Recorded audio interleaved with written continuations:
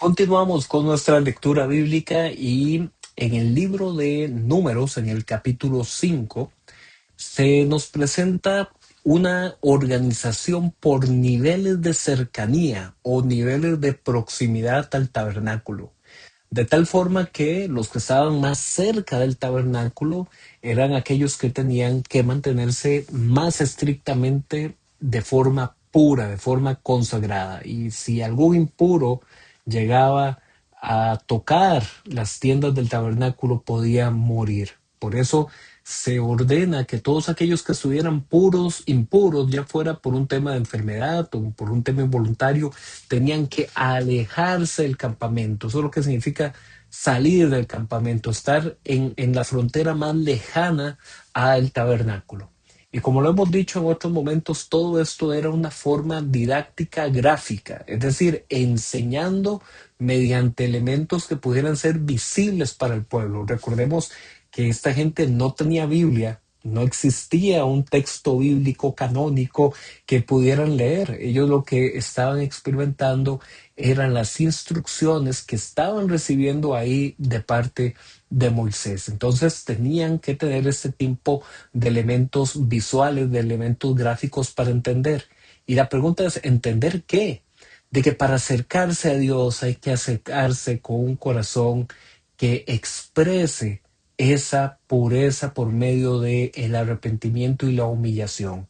Solo que ellos, en ese momento de la historia, todavía no tenían esa conciencia mayormente desarrollada en el Nuevo Testamento sobre la condición espiritual de acercarse a Dios en búsqueda de Él.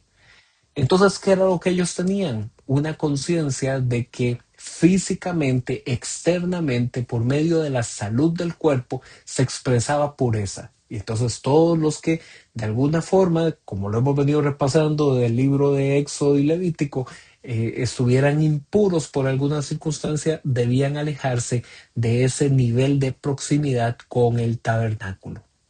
En Números capítulo 5 se presenta una sección muy curiosa, cuando menos llamativa, y yo esperaría que les haya hecho a los que tal vez nunca la habían leído mucho un llamado de atención, que es el rito de las aguas amargas. Este rito que consistía en la sospecha de infidelidad que podía tener un esposo sobre su esposa. Ojo, sospecha, no que tuviera ningún tipo de testigos o grado de confirmación. Entonces llevaba a su esposa delante del sacerdote, quien iba a tomar un puñado de arena de el suelo del atrio del tabernáculo y lo iba a mezclar con agua. Y a esto se le llamaba unas aguas amargas. La mujer se le descubría su cabello, se le soltaba el pelo, que para esa cultura era un símbolo de luto, un símbolo incluso de inmoralidad. Era exponer a la mujer y se le hacía confesar una declaración por la que ella entendía que esas aguas amargas podían tener consecuencias para ella de maldición. La mujer entonces tomaba las aguas amargas como una prueba de inocencia o una prueba de culpabilidad, la cual sería comprobada por el efecto de las aguas en su cuerpo. Dice la Biblia que el vientre se le inflaría, que algunos consideran que era una forma de decir que iba a perder la fertilidad en su útero.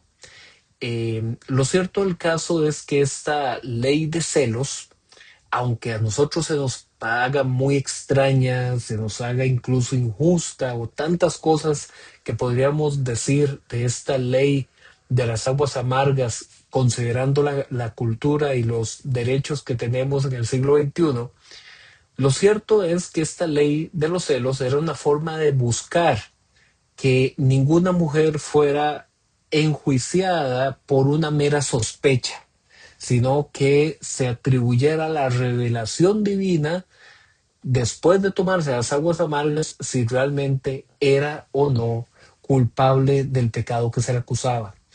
Y no tenemos registros en este libro ni en el resto del Antiguo Testamento de que esa fuera una práctica generalizada o que se tuvieran ejemplos de que se hubiera efectuado, pero aquí, repito, se menciona como una forma de que un esposo no tomara la justicia por sus manos por una mera sospecha, sino de que hubiera algún mecanismo para salvaguardar si la mujer era inocente.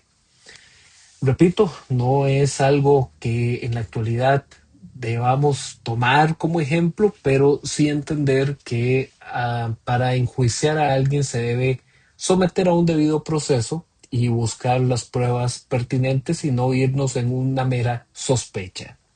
Números capítulo 6 nos presenta el caso de aquellos israelitas, sean hombres o mujeres, que querían ofrecer un voto especial de consagración extrema a Dios. Y eso se conocía como tomar un voto de nazareo.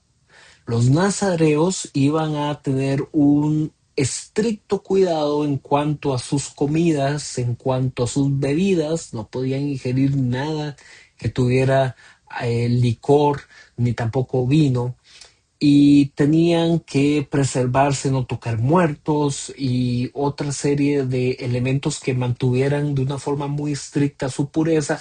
Y algo que nos llama la atención, durante todo el tiempo de su consagración no debían cortarse el cabello.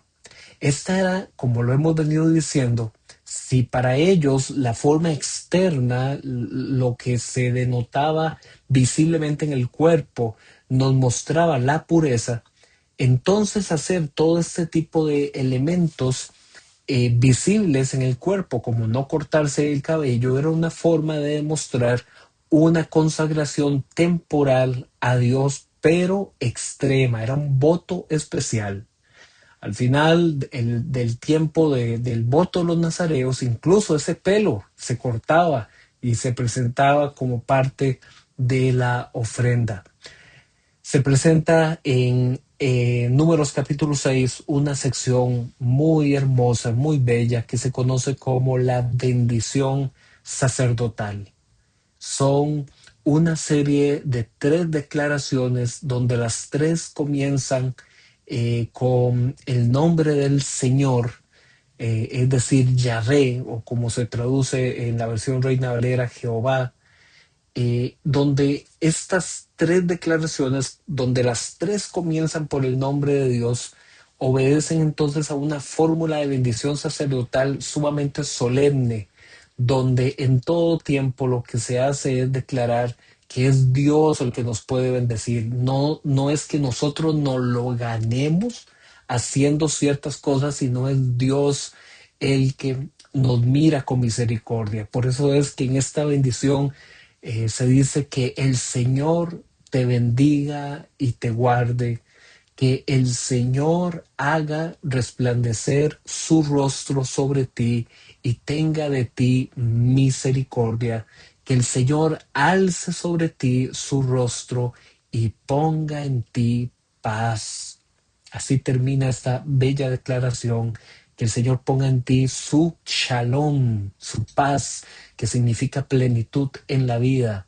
No significa que nunca vamos a tener un conflicto, que nunca vamos a tener dificultades, sino que en medio de cualquier prueba vamos a conservar el shalom de Dios, la paz de Dios.